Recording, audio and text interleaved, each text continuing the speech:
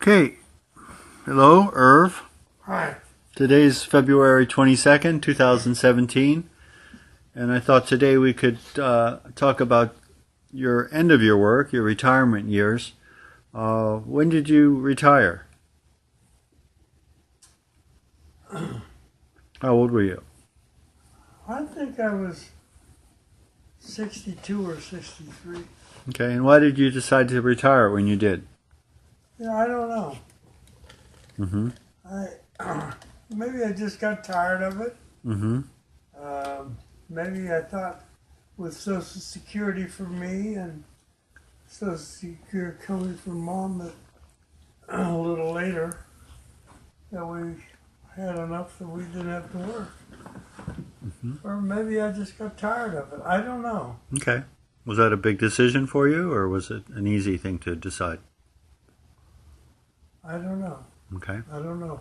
Okay. I don't remember making any decision. Maybe I was concerned about making errors, and I'm trying to think of how old my father was,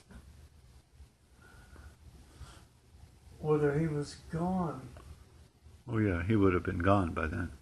Would he have? Yeah, because he died in 63. 63. And so I'm talking You about retired in the 80s.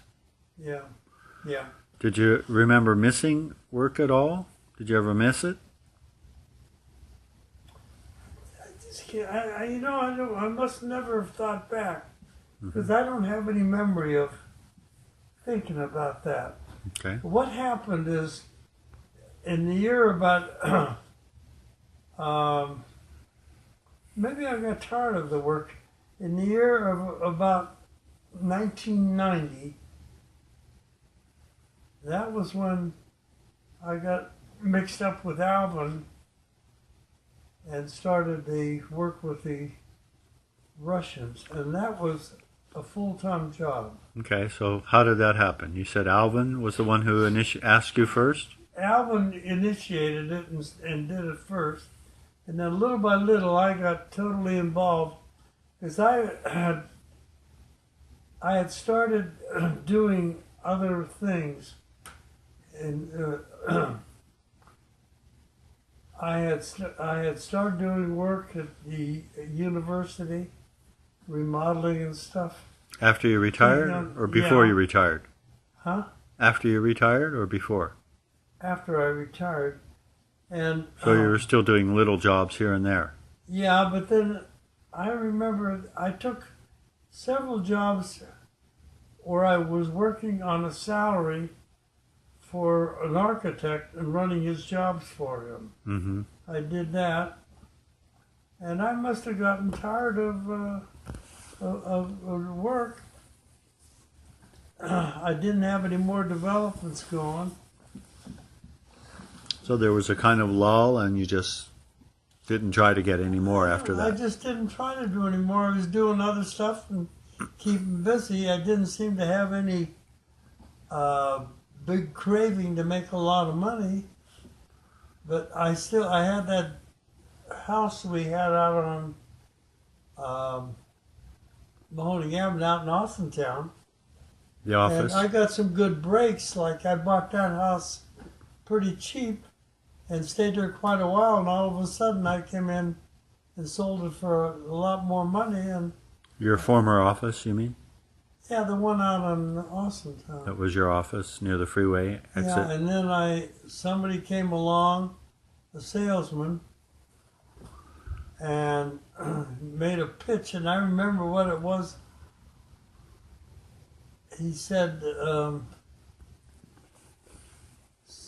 something like, "Can you afford to stay in a house that's this valuable?" You know, and I thought, well, maybe I should do some things. So I'd put a sign up doing different, just silly signs, that didn't mean anything.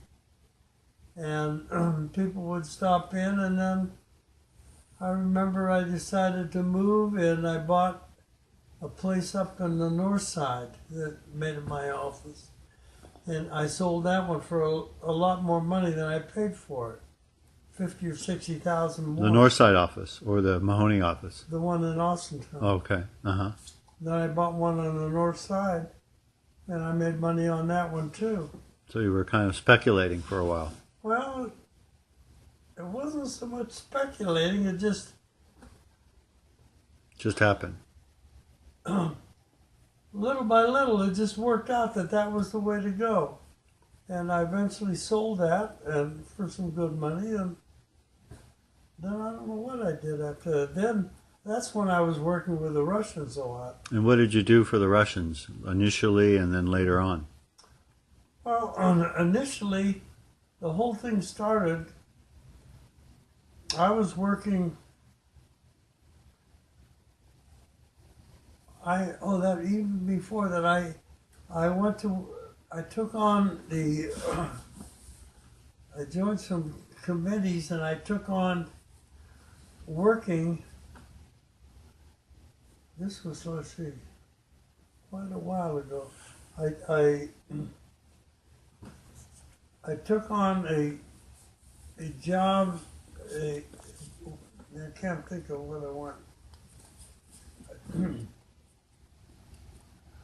I can't even think of the name of the organization I took over. I joined up with a group and did things. The Salvation with Army? a committee, like, Salvation Army or the place on Wick out near Wick Park? Yeah. Doris Birdman? Yeah. Doris Birdman Home? That's what it was. I took over and joined that. I don't know how I got into it because You were on the board? Hmm? You were on the board? I was on the board and I became chairman of it. And then someone asked me to come on the committee up at the Jewish Center, and I took that on. Jewish Federation? Well, it was part of the Jewish Federation. So then gradually I went up on that, and I became president of that. And then Alvin asked me to give him a hand with that other stuff, The Russian? the Russian things, and the group of, I think it was 5 Russians, came in, and we had no place to put them, so I came in and told Mom, and she said, fine, we'll put them here. Mm-hmm. So we had those 5 Russians living here. For how long? It was a couple of months, I think. Uh-huh.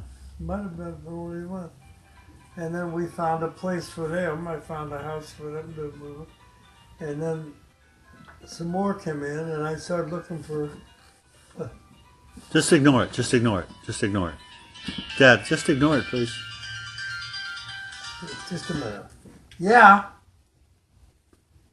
Hello? Okay.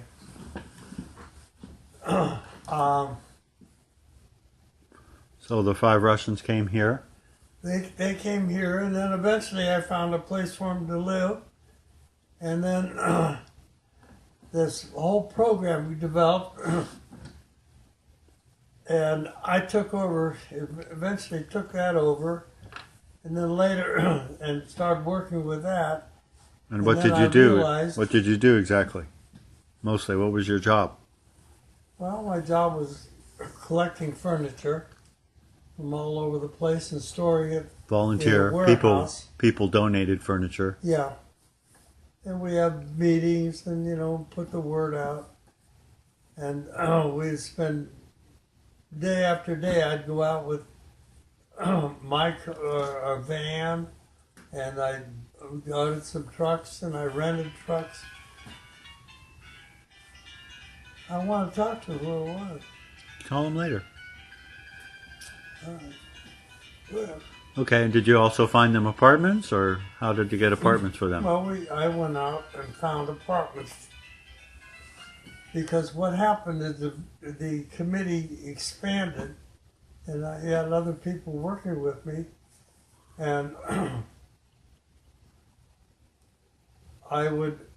we would get word from New York, from a place called HIAS.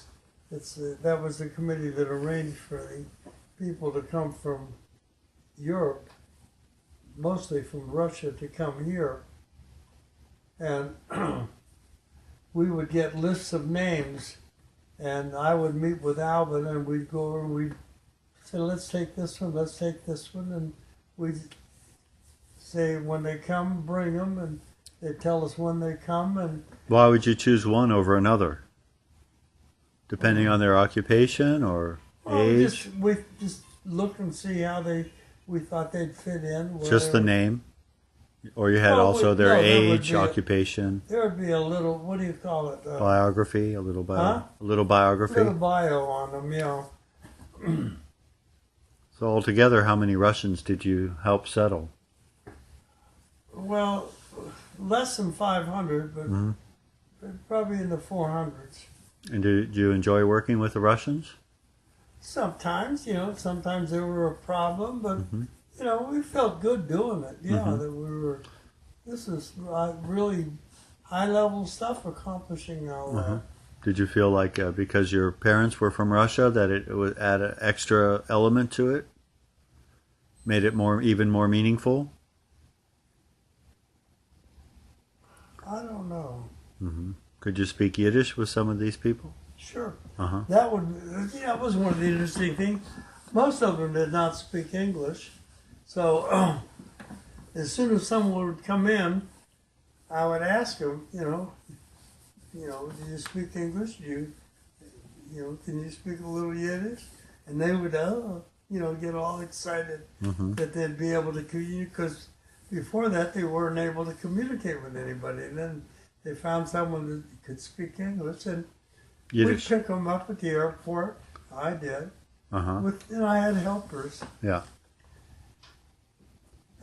We'd take them in. We'd have sometimes 2 cars.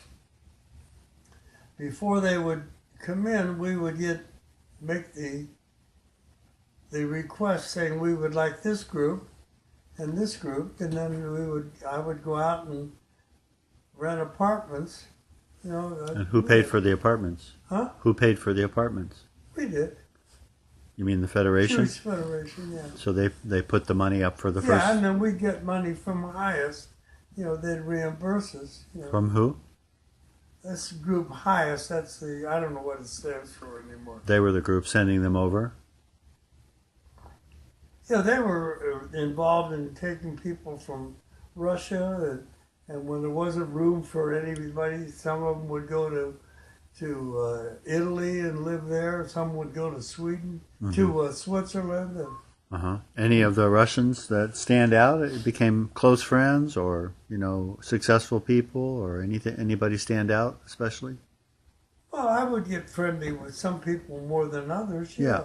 Everybody did, But you had some doctors, some engineers in the group, right? There were some, yeah, and when the people saw that they would have trouble making it here, they had connections and knew other people and found out where they could get a job that fit them. You had to find out what they did and what kind of work they did, and we arranged for them to go to English school right away. Hmm. Did you set up an English school, or there was one already We set had up? an English school. You had one before, No, it was set up. so you helped set up an English school? I didn't. I knew about it, and I worked with them sometimes. Okay, but somebody set up an English school for the Yeah, immigrants. it's still going on, I understand. Yeah. And how many years do you think you did that work with the Russians? More than 10. Oh, more than 10. Okay. And then we hired someone, to come in and do this stuff, Hmm. in addition to what I did. It got too much for one person to do anyway. Hmm. So overall, you felt, And Yeah. Alvin was involved with it. yeah. Yeah. Is that where you became good friends with Alvin, or you were friends before? Yeah, now we've been friends for what? But that was the first time you got really involved with Alvin? Involved, yeah. Yeah. Okay. Well, I was in that committee. The Federation. He was the committee that I joined and then became president of. Hmm. Hmm. Alvin was under his jurisdiction. And so, what other kind of activities did you do in your retirement? You mentioned the Birdman home and Salvation Army. Anything else? Well, that was before I retired. I Yeah. did that in addition. Okay. You know, I was doing less work and I had time to do that. Mm-hmm. And I But, did work at the university. And weren't you on the Planning Commission for a while? Youngstown Planning Commission?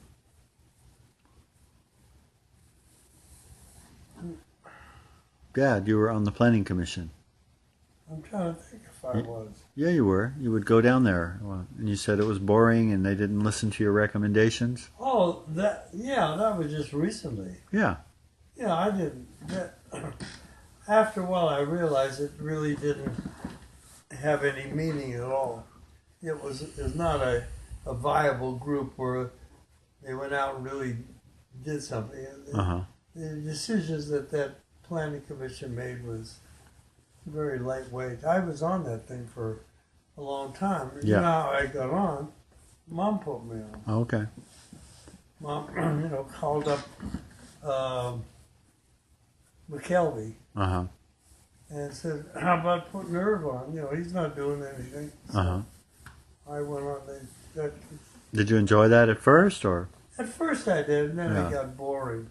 Okay. And then sometimes I think I heard you worked as an expert witness for courts. There would be a case, and they would call you in as an expert to testify. What can I remember what that was? You know, there'd be some problem in the court, and they would call you in and ask you if this was a legal thing, or if this was. I don't remember that. Yeah, I remember you told me you used to do that. You Maybe. got like $85 an hour or something like. Huh? You made like $85 an hour or something like that for expert witness. For the court, you would testify for the court if there was some dispute. I don't think I got paid for anything like that. Okay, well, all right, whatever. I don't remember it anyway. And then recently you quit the planning commission. That was like 3 months ago or thereabouts. And so now, how do you fill your time? What do you do with your day mostly?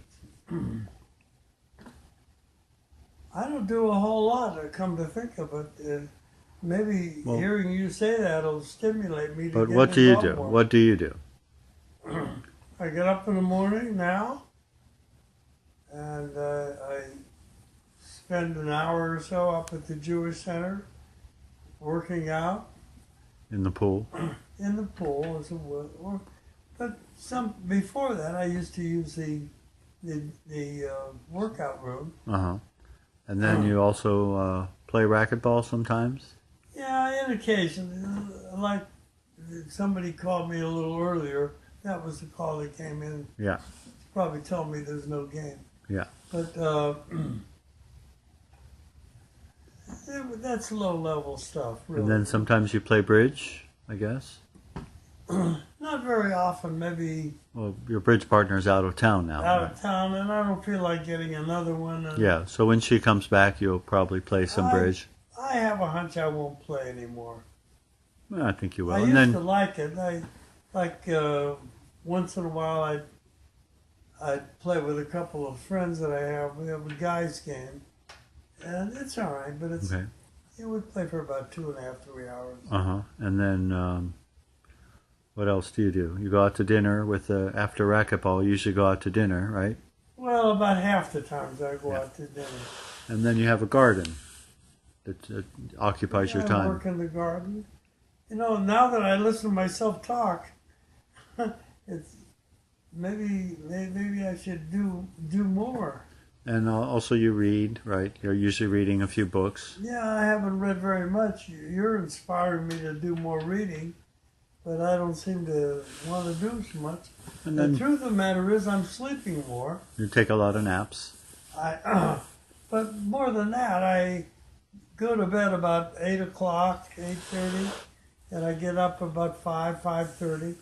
And if I don't get up and don't go to the center, I'll sleep again, fall asleep. So it's better to get up. And then you like to watch sports, I like sports real well. especially basketball, I think. Cavaliers. I like basketball. I like football. But you don't watch baseball. I don't anymore, no. Yeah. And then you also tennis. Sometimes you watch tennis. I enjoy watching tennis. And then cooking shows you watch. Not so much anymore. I don't think I like that as much as I used to. And then you watch the news sometimes. I like to watch news, and I don't have any particular programs that I like real well. Some like there's some programs, You like Big Bang Theory. Big Bang Theory, but I maybe watch half of what there is. Anything else? Well, I like to watch news. Yeah. Okay. I like that a lot. And you like to eat. You I enjoy like to eat. eating. Yeah, I like eating. I used to like cooking, but I lost interest in that. When you do it by yourself, all of a sudden I have no interest in it. Yeah, it's too much work to do it. Cook Well, and clean. no, and- like when I would cook and Mom would eat it too, and and she would clean. well, I would clean too. Mhm. You know. But now Then you I'm then you lonely visit now. your friends. Huh? You visit your friends. You usually go to see Alvin on Saturday morning, right? Now I go see Alvin, and once in a while I go to see Corchester. Corchester. Those are really the only two I like much. I see Bill Gordon once in a while, but the truth of the matter is I don't care for him that much because I get tired of listening to him speaking and trying to elevate his own status in everything. You know, it's almost like a lecture of things that he does or he thinks are very interesting. Okay. Anything else you want to add about your retirement? I haven't said very much, have I? Anything you'd like to do in the next few years, or I don't have anything planned as to what things I would like to do. And anything on your bucket list? Huh? Anything on your bucket list? No. Okay. I don't have any idea what I'll be doing a month from now. Okay. Well, you enjoy visiting your family and your kids. Oh, that's high level for me, yeah. Okay. But I don't have a bunch of friends that I pal around with all the time. I used to have that, but I don't now. Okay. All right. Let's stop there.